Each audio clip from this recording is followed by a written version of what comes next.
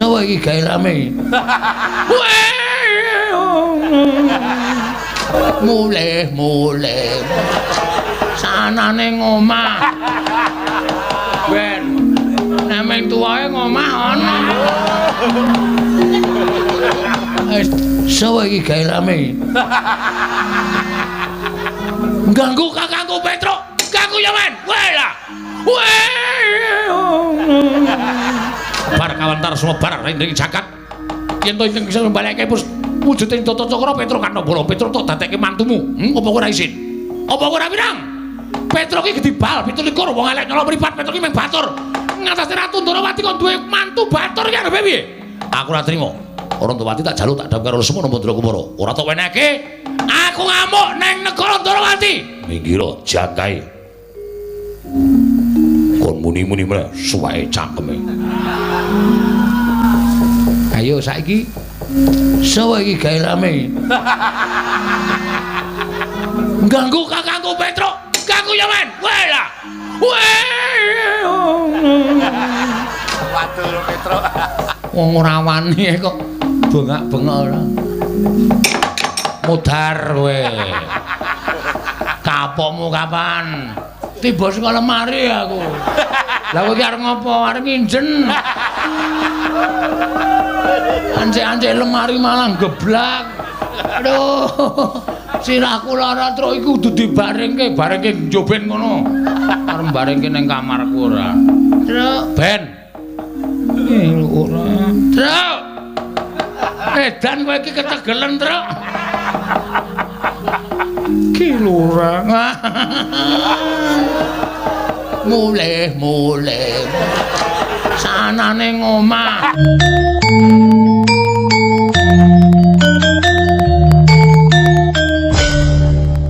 Mulih sanane ngomah. Ben nemeng tuwae ngomah ana. Ben nemeng tuwae ngomah ana. Tak selenggarake ondasku terus. Ayo.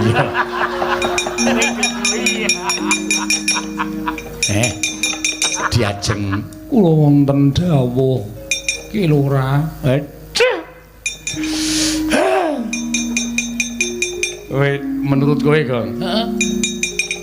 Saka ngendi sik?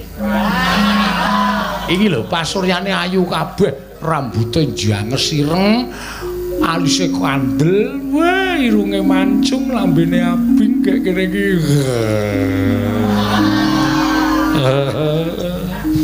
Aku njaluk, wes. Tuwekan ora. Monggo Ki Lurah mancing wonten ing Taman Pintar. Mboten. Mancing wonten ing Taman Sari. Ya.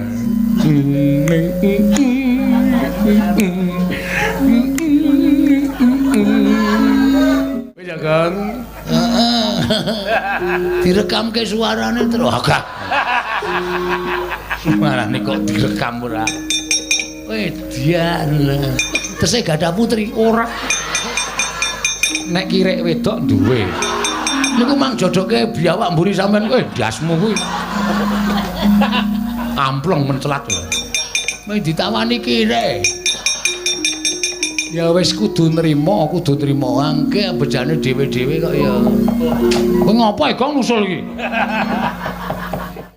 Delok kanan Ndarawati. Ah ora iso kowe iki abdi kok. Aku adimu lho, Truk, kulawarga. Minggir tenan minggir.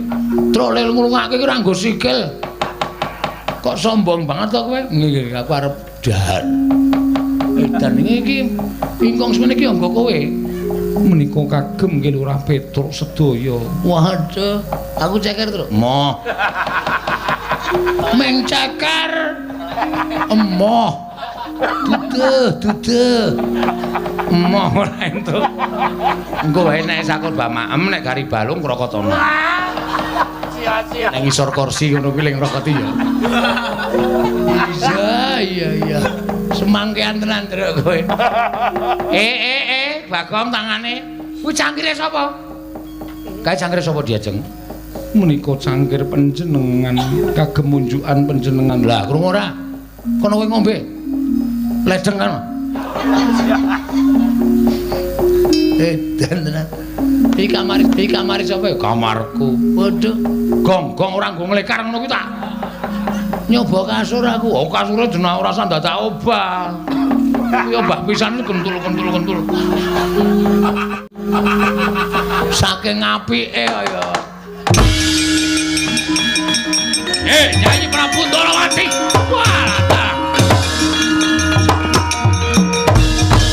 Kabar kawentar sumebar ring jagat.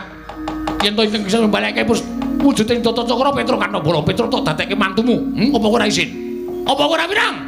Petruk iki gedibal 17 wong elek nyala mripat. Petruk iki mung batur. Ngatasi Ratu Ndorowati kon duwe mantu batur iki arep piye? Aku ora trima. Ora Ndorowati tak jaluk tak dam karo Lesmana Mandra Kumara. Ora tok wenehke. Aku ngamuk neng negara Ndorowati. Minggir jangkae. Ayo, wani mboten? Aja mungsuh kula menika wong ringkih. Kula menika apawakane kemawon kawon kaliyan Paduka Prabu. Ning ana sing wangi Kresna. Perkudara sagu to? Sagu. Kon muni-muni suwae cangkeme. Ayo saiki. Sawa iki gawe rame. Ganggu kakangku Petruk. Ganggu ya men. Walah. Waduh Petruk. Wong ora wani kok bengak-bengok ora. Mudhar kowe. Kapokmu kapan? Tiba saka lemari aku. Lah kowe iki arep ngopo? Arep nginjen. Anje-anje lemari malah geblak. Aduh. Sirahku lara truk iku kudu dibarengke njoben ngono. Arep barengke ning kamarku ora. Truk, Ben. Ora. Truk. Edan kowe iki ketegelen, Truk. Ki lurah. Mulih. Sanane ngomah. Ben. Nemeng tuwae ngomah ana. Wis men luweh. Sanane ngomah. Menawi kok ora bubade duka mengsaipun kula, samenika ngaten kemawon. Ora usah ndadekaken gunung tanpa guna. Wong Petruk menika ya abdi kula. Upama kula menika ndadekke mantu Petruk padha karo kula menika ngangkat derajate Petruk apa ala apa ora prayoga. Ning aku diutus dening Kyai Prabu Duryudana kon ndhapke Lesmana Mandra Kumara. Perkara kelakon lan boten menika monggo. Wong nyatane panjenengan ora iso ngaturake senjata cakra kok arep dhawuh karo sapa? Dhawuh karo sapenake dhewe njur. Apa-apa kudu menang, apa-apa kudu menang. Larae njaba. Kusik Werkudara, kusik. Sabar. Serete. Wong gerang gawe kisra, gawe geger. Nek ora trima Petruk dadi mantune Ratu Ndorowati, ora trima karo Werkudara. Petruk ya abdine Werkudara. Ngono yo. Mboten namung Kakang Mas Jodipati nek mboten tarimah monggo aben ajeng kalian Janaka. Petruk ki anakku. Nek ora trima Petruk dadi mantune Ratu Ndorowati, ayo nyoba piye mungsuh Semar. Kapokmu kapan kowe? Krubut wong pirang-pirang wani no mboten? Nek wani ayo metu njaba dikrubut wong pirang-pirang. Nek ora wani meneng mawon. Ya wis.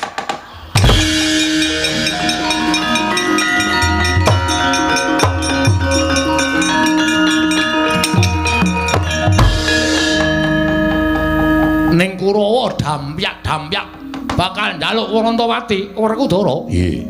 Kurawa singkirna. Ya. Wis rampung Kurawa. Lho. Wis Bagong. Wis krungu saka kene dogdrek do digajuli. Bubar kabeh delokan ora percaya.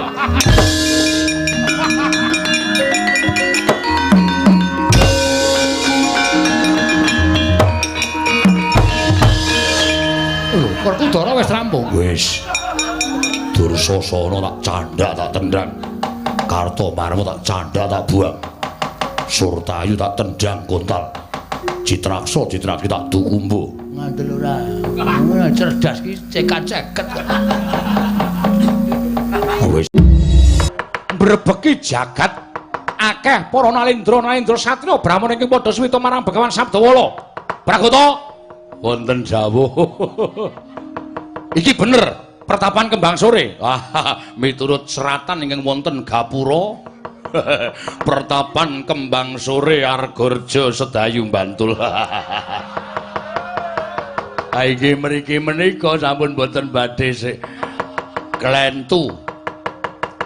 Iki menyang Pertapan Kembang Sore kasinggihan mekaten. Yen ngono iki pendhitane sing jeneng Sabdawala. Oh, mulai boten klentu nggih niku. Lah panjenengan niat badhe suwita sampun ngantos panjenengan nyawang dhateng gelaripun pendhita. Menawi dipun sawang surjanipun sajake ming sewan. Napa le nyolong nalika panitia wayangan. Ning kampuanipun kasektenipun sinuwun. Antasena, nggih Mbah. Ana dayah kok ora sopan munggah ning pendopo lah kok ngunek-unekke omongane srone ra jamak. Ora nganggo tata krama iki janjane iki ngerti unggah-ungguh apa ora? Pragata wonten dawuh. Sawangan. Sawangan pendhita kuwi. Nggih pripun? Lho miturut Udawa danane ra iki ora kleru to iki. Menganggo iket, menganggo surjan.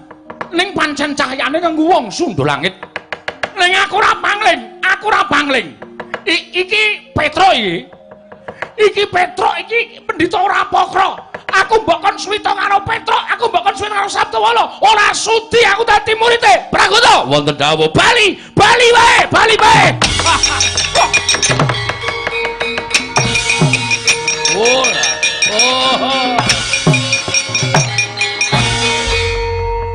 Piye kae oleh-oleh rung dikekke kok wis bali. Walah cilaka. Monggo nggawa tas kresek gedhe banget. Tak mati iki semrawang ana tulisane teh poji. Simbah ki kok nganggo sponsor barang. Wo lah kok rasaku kok ora penak, sajake kok ngembe karo wong liya. Ana ratu kok senengane ngias karo wujudan sing kaya aku. Ya upama ora kepengin suwita karo Sabdawala, ora rasa tekan kiri rasa ngunek-unekke kaya ngono kae aku dipresani karo para cantrik-cantrikku. Dipresani karo para manguyu jejanggan sing padha suwita karo aku dipirsani karo santri-santriku rak isin to aku dikira aku ki pendhita wong loro saudon telu saurupan ya kowe aja ngina karo Sabdawala ngina karo Sabdawala nadyan kowe bali ora weruh kiblat mung mubeng wae ning Pertapan Kembang Sore.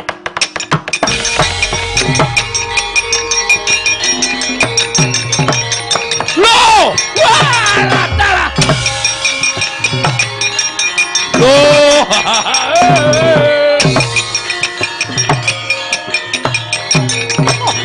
walata oh lan jedul kene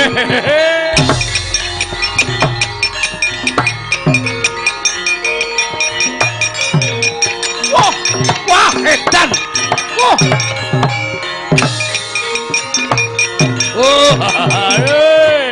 ora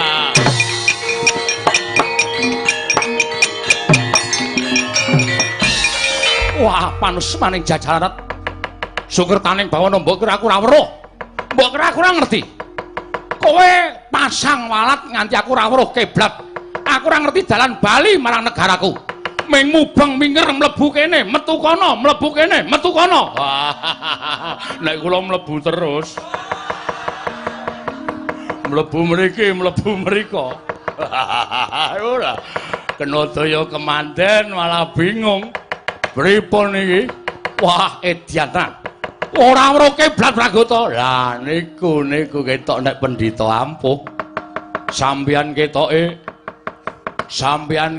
ajeng kundur ning bareng metu rika mengko Gang Protelon jedul mburi ora ta ya. Metu mburi jedul ngarep. Aneh to. Metu mburi kok jedul ngarep niku pripun? Mergo sampean bingung kena daya kemantene Begawan Sabda. Cangkemmu iki meneng kok. Ana wong bingung kok malah cekakaan. Lah kula yo. Transfertaning bawana. Sabdawala. Nek pancen kowe pendhita ampuh kowe kuat nadahi Kyai Nenggala, aku meguru karo kowe barat kowe.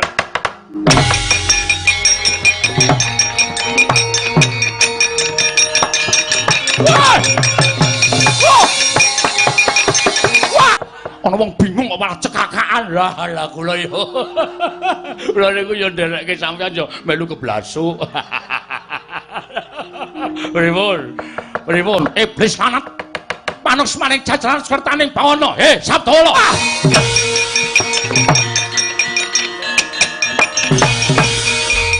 Pamer kasudebian. Kowe pamer kaprawiran kowe ke barat. Arep tak tamani Nenggala kok ana pedhot peteng sing nglimputi marang kahananmu. Nganti ora bisa ditembus dening Kyai Nenggala. Wah, dianderan lagi iki aku weruh wong ampuh. Wah.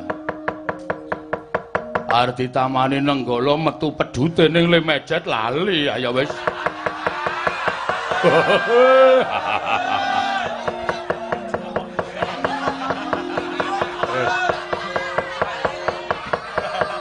Ya wis dimaklumi karang wis sepuh. Iki nek ora tak dep dhewe ora sukses. Iblis lanat. Lah kok dadi kowe ora tegas Kyai Nenggala? Nuwun sewu sinuwun. Aku ora tau natoni ati sampeyan, aku ora tau tumindak ala karo sampeyan. Sampeyan tekan kene aku ora ngundang. Sampeyan tekan kene arep sampeyan dhewe kok nesu-nesu ki jane sampeyan nesu karo sapa? Nesu karo sapa? Lho, nesu karo awakku dhewe. Nesu karo awak sampeyan dhewe kok sampeyan namani Nenggala karo aku? Tak takon. Nesu karo sampeyan dhewe kok sampeyan namani Nenggala karo aku? Untung aku kuwi pendhita sing ngerti marang kahananmu. Nek aku ora tata-tata, nek aku ora samapta nggati sawijining diri, apa ora mudhar aku?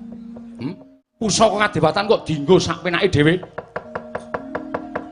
Nek sampean ora kepengin neng kene, sampean ora kepengin swita karo Sabdawala, aku ora ngundang sampeyan. Mang Bali piye? Bali ra weruh dalan. Bola bali ping-ping mengkok ning paman kene. Lah niki nek sampean udu salahku. Wong ki nek ora pamit karo sing di omah, diblasukke karo sing bau reksa. Ya. Oh, bener niku, bener dasmu kuwi. Aja nesu. Ratu Gung Binathara. Ratu disembah wong sanegara. Metu toilet. Aduh, bongko aku liwat sumur barang mubeng-mubeng sampean mau krasa mboten mubeng-mubeng sumur. Ya aku krasa. Wah, lha niku ana ratu kok sobo sumur. Ya wis, nek pancen kaya ngono. Aku bali, aku ora sudi mapan ning Kembang Sore. Nek bali mang bali rasa kekan gunom. Ya, aku bali regane atiku.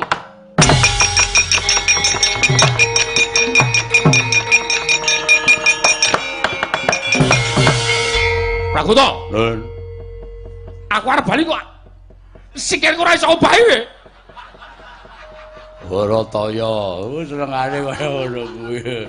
Sikile ora iso obah. Ora. Tangane iso lho obah. Walah niku. Engko gek stroke. Stroke cengelmu kuwi ora. Niki obah mboten. Ora sembrono ora kok tapuki modar kowe. Nyuwun pangapunten kaliyan ingkang Mbau Reksa Begawan Sabdawala. Nyuwun pangapunten panjenengan kenging walat. Panjenengan kenging walat. Hei Sabdawala. Kowe pasang walat kowe ya?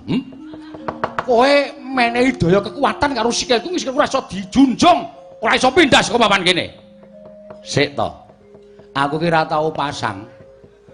Pasang ijo metu abang. Dadi aku sapok nek kon pasang ki males aku rasane. Aku ki ora tau pasang apa-apa, ora tau pasang daya kemanden. Ning nuwun sewu, sinuwun tak elingke. Elingke piye? Sadurunge sampeyan namake Nenggala mau, sampeyan ling ngendika piye?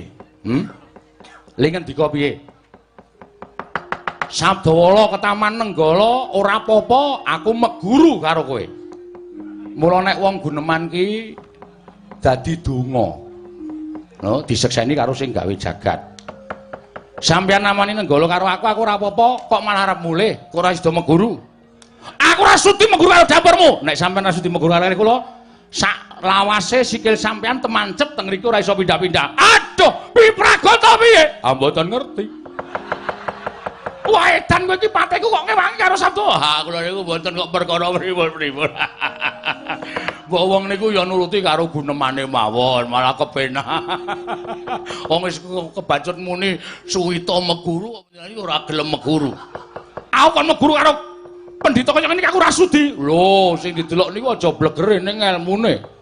Arep wujude kaya ngoten nek ngelmune dhuwur lho, migunane tumrap Kanalindran Paduka Sinuwun Mandura.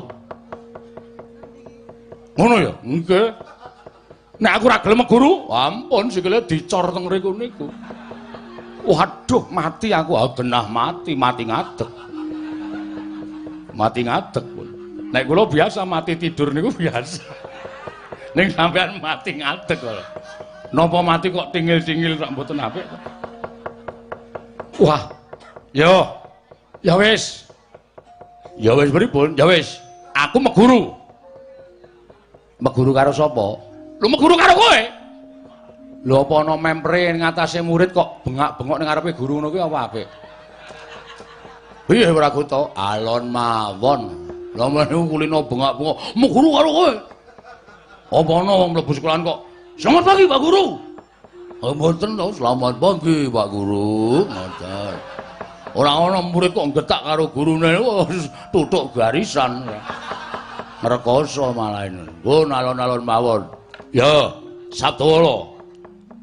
Piye? Aku meguru karo kowe. Saya tak takon. Apa ana murid kok ora basa karo guru? Waduh, Magota piye? Basa mawon. Basa niku abote napa to? Oh, sampeyan rasa dadak ngeyel. Nek ngeyel sikile ora pindah saking ngriki. Selawase urip ngadeg gejejer teng mriki. Mengke kula tulisi Reca Baladewa. Wah, tutuk teklek ndasmu tenan. Wah ngecek banget karo aku. Mboten ngecek kula niku menayogekke sing sae kok mboten perkara ngecek. Pun basa mawon. Aku muni piye? Muni maktut ngoten. Ake muni basa kok sampean. Ratu kok ora tahu basa. Oh sampean niku ratu sing ngerti tata krama unggah-ungguh ora gelem basa. Inggih. Penemban wiwit dinten menika kula suwita lan panjenengan. Lah rak ngono. Wis tenan. Inggih. Nek suwita karo aku tenan tak suwunke karo sing gawe urip. Sikilmu waras Prabu Baladewa. Wis, njajal ngadeka. Wah! Iso. Wih, bareng iso nggo gajul rai. Kula ngaturaken panuwun ing tanpa pepindhan. Kula ngaturaken panuwun ing tanpa pepindhan, Penemban. Mataku kena anu iki. Jupun kamera.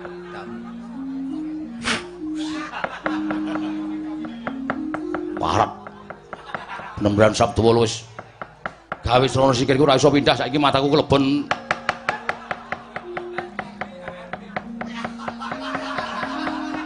Cengengesan pedes e. Wah, kualat karo iki aku.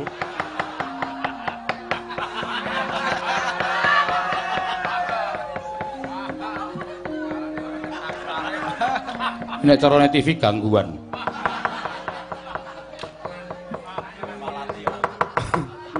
Mula sesune aja sok ngece karo wong tuwa. Arep kaya ngeten iki kanca kula Jem Setan Priprayangane ya. Kapok kowe. Iye, kula nyuwun pangapunten sakadhahing kalepatan kula. Ya, ning apa wangun ing atase murid kok malang kerik ngadeg. Apa wangun? Piye Praguta? Ah, nggih ndodok. Pun mandhap, lenggah ngandhap. Wah, Aku ki ratu disembah wong sak negara Mandura kok penlungguh ngisor ning pertapan Kembang Sore. Mengke mbangane sikile dicor lho. Pun lenggah ngandhap. Wah, edan. Ngene. Lah nggih. Tangane ngene. Oh keduwuren. Mangkel berarti sampean. Ya wis ora ngene lah. Wiwit dina iki sampean dadi muridku. Inggih, Penemban inggih. Praguta Suwita apa ora? Oh, jelas. Kula sing nglantarke sinuwun Prabu Baladewa supados wuwuh ngelmunipun kok kula mboten suwita niku. Kepareng mboten kepareng kula badhe ngaut pepoto paduka Penemban Sabdawala. Ya, tak tampa.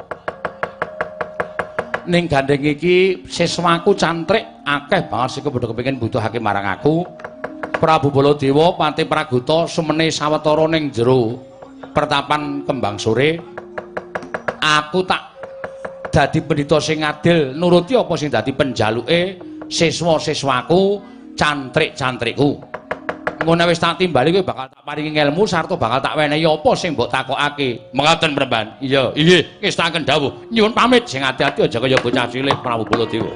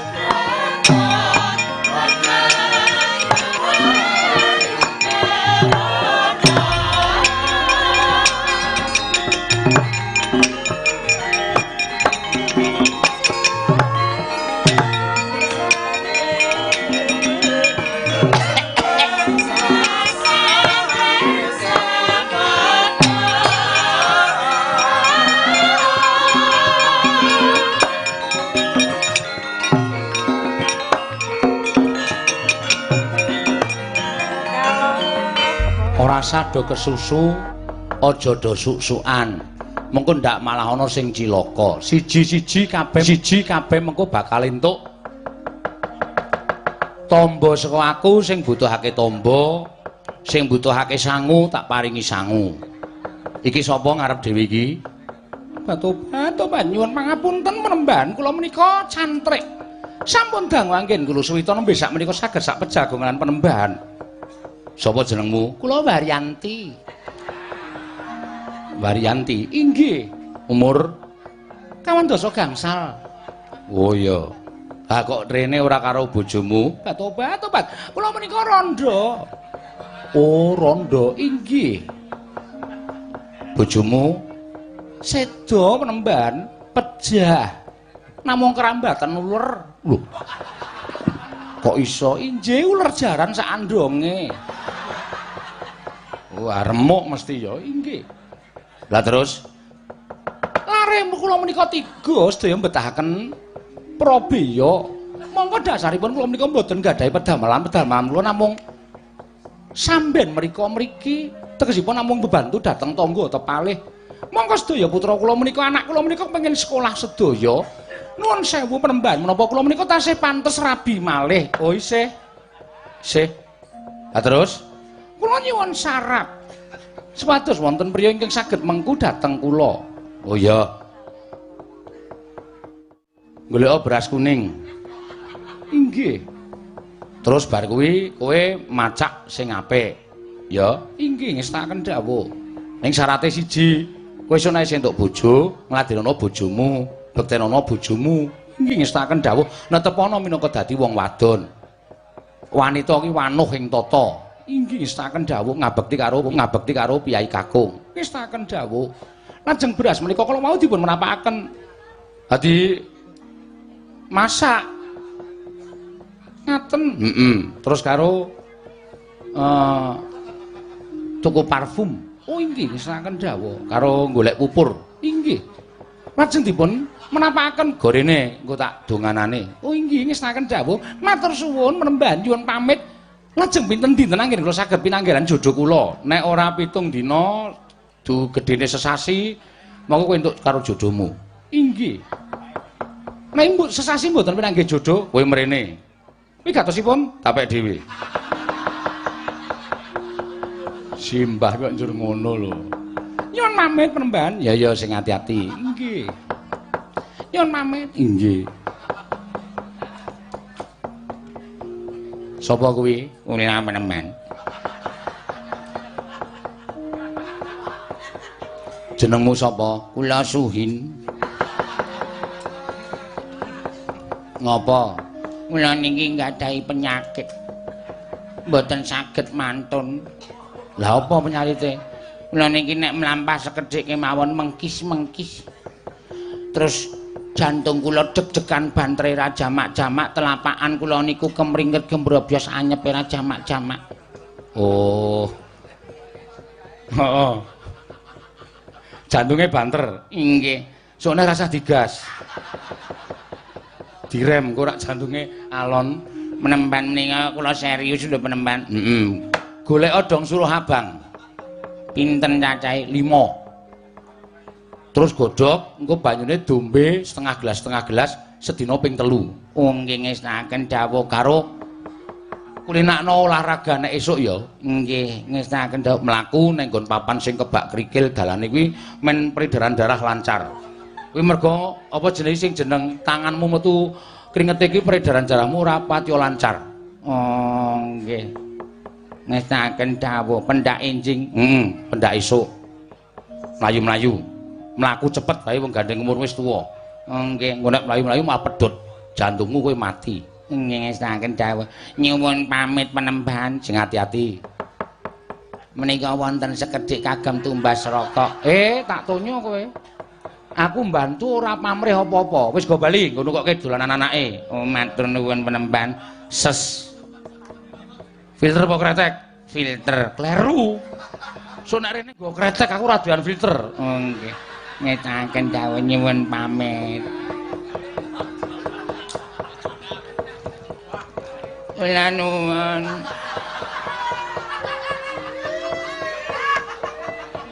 Sapa iki? Kula pun tugiya. Nyambut gawemu?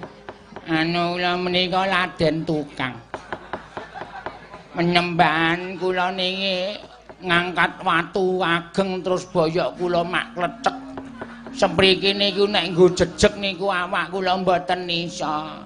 Niku supaya wangsul pulih ngagem napa sinar tan percaya tak nek tombo. Nggih. Dong kates nom. Nggih. Deplok. Terus campuri jahe deplok. Nggih. Terus bekicot.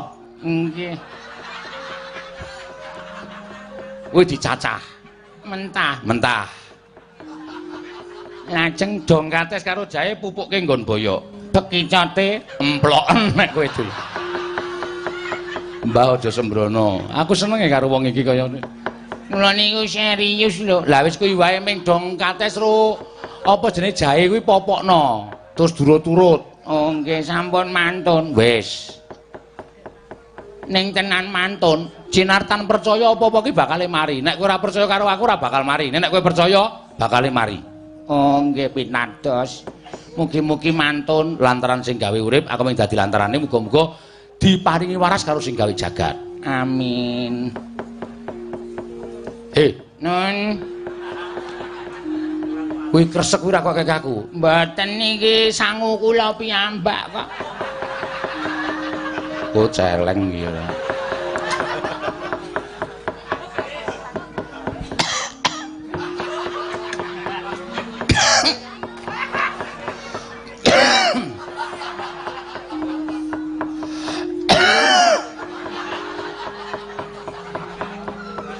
Sapa iki?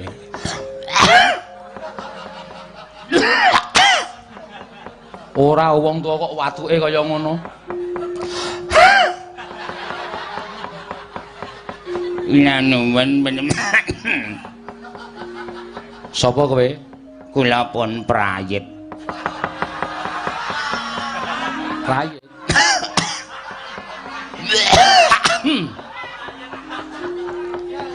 Ngopo? Batuk kula niku. Mboten iso. Mboten saged mari pun entek-entekke obat napa mawon pun kula ombe. Nganti ngentekke minyak kampak. Angger kula leletke mboten saged.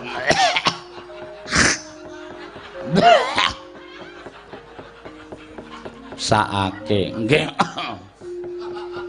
Kula nyuwun tamba. Hawatuk mergo ngopo? Lah niku nek sedina mboten ngombe minuman keras niku awak kula mboten penak. Mula kula tetep nyanding paling mboten nggih anggur orang tua. Kuwi sing marai elek ning kono kuwi. Watukmu ki tok gawe dhewe. Nek watukmu watuk penyakit ora mergo kowe ngombe, kuwi tak nehi tombo. Nek watukmu mergo penyakitmu watuke mergo kowe ngombe, rasakno. Kuwi undu-unduamu nggonmu seneng ngombe. Sing jeneng ngombe kuwi ngrusak marang awakmu. Ketoke kowe saiki isih kuat ngombe. Sok nek saya tuwa, kowe saya ngrekoso nggone nggawa raga mergo ragamu kropos ora duwe kekuatan. Kabeh jero amu wis bosok mergo saka racun sing tok ombe mau. Kula niku njaluk tamba mboten njaluk ceramah. Ben mari pripun kok sampean malah ceramah niku. Kula niku nyuwun tamba tambane napa? Nek perkara ceramah niku tangga kula wis nyetel saben esuk. Kula ya wis ngrungokke. Wong ngombe-ngombe ngangge dit-dit kula dhewe kok mboten njaluk sampean. Niki kula kepengin njaluk tamba. Pripun carane supaya mari niku pripun? Ya wis, tak tambani. Nggih. Gamping rong prongkol. Nggih. Kuwi engko keke nggon apa jenenge rantang terus soki banyu. Kei karbit. Terus kae apa obat lemut sing sok doleske sapa jenenge? Hah? Sing sok doleske kok baygon. Autan. Seneng ta kowe autan? Niku sok tak campurke tenggen beningan nek kula ngombe. Nah berarti seneng kowe. Nggih. Kuwi autan kuwi tulung wadah lebokno ning nggon banyu gamping mau. Percaya ta kowe? Pitados. Ombenen, engko ngrasake kowe teler sak penak-penake wong teler. Bar niku Ha sembuh. ning mantun to le mari. Mari, sak lawase mari. Kowe bakal ora watuk. Nggih, matur nuwun. Nyun pamit. Mengke nek kula mriki selanipun jeng napa? Kula betake anggur. Aku ora butuh, wis kono ombenen dhewe ning omah kono. Nggih. Anggur merah mboten kersa. Ora. Napa sing rada modern? Vodka. Nggih. Mengke dicampuri kriting ding. Riting ding ora. Wah, jan ngrekoso. Iso mari, Mbah. Wong kono kan ora dipateni ra ana marine. Ah terus mau jamune mau marai mati wis ben nengke wae. Ora gelem insap kok.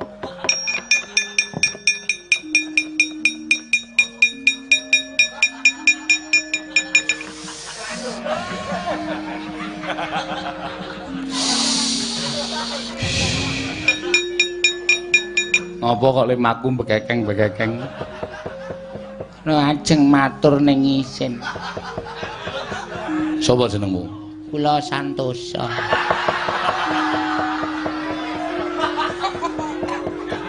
Napa? Lara apa?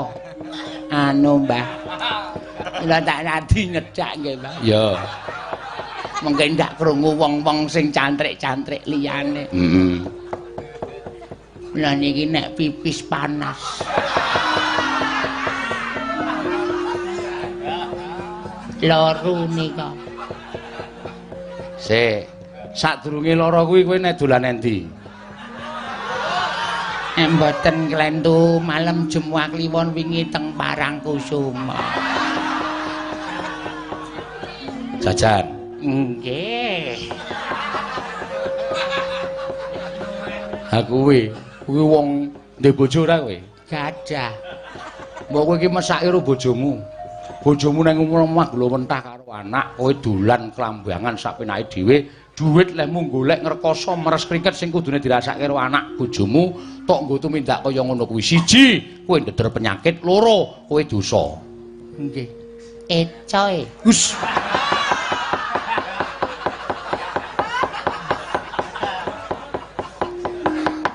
Kanikmatan sing tok rasake kuwi mung sementara, kuwi mung sedhela. Ning sesuk pitukane nang kono ngrekoso. Oh kuwi entuk karma sing tok lakoni. Nggih. Duh.